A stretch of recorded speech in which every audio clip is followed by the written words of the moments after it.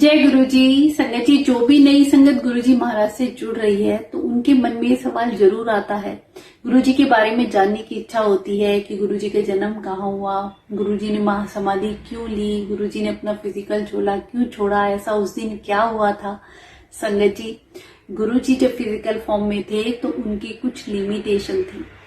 अब चोला छोड़ने के बाद गुरुजी महाराज एक ज्योत के रूप में, एक लाइट के रूप में हर घर में जहां गुरुजी का स्वरूप है वहां विद्यमान है और संगत को ब्लेस कर रहे हैं।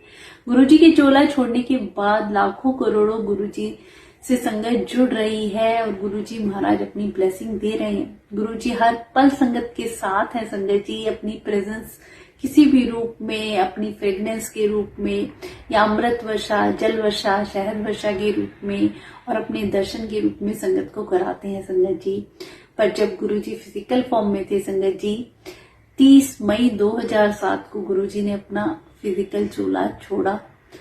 उससे पहले गुरुजी कई बार संगत को बता चुके थे कि बृहस्पतिवार की पूर्णमासी में मैं चला जाऊंगा, पर संगत उस वक्त नहीं समझ पाती थी। उन्हें लगता था गुरुजी या तो मजाक कर रहे हैं या फिर कहीं जलंधर या चंडीगढ़ में सत्संग करने जा रहे होंगे, उसी बार बार जाने की कह रहे हैं।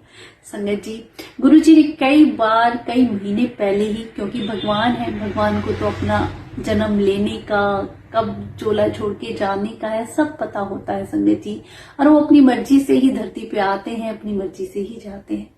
तो गुरुजी कई बार संगत को कह चुके थे, मैं नहीं रहूंगा, मैं चला जाऊंगा।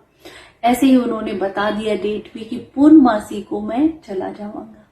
लास्ट सत्संग गुरुजी ने 27 मई को किया। संगत जी, एक हफ्ते पहले से ही गुरुजी बहुत कम संगत को बुलाते थे, बहुत कम सभा लगती थी। जब लास्ट सत्संग हुआ तो जो कुछ गिनी चुनी संगत आई तो हर संगत से गुरुजी ने सेवादार से करने को कहा कि वो राम राम कहते हुए जाए।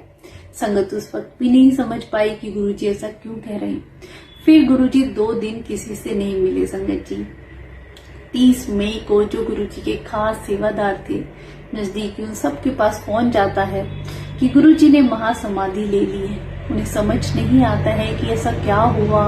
वो मंदिर में आते हैं और वहां का नजारा देख के हैरान रहते हैं कि गुरुजी महाराज के पार्थिव शरीर को एम्बुलेंस से लाया जाता है और जब गुरुजी महाराज को अग्नि दी जाती है, संगत का रो रो के बुरा हाल। पूरे मंदिर में उस वक्त गुरुजी की फ्रेगनेंस हर कोने में फैल जाती है।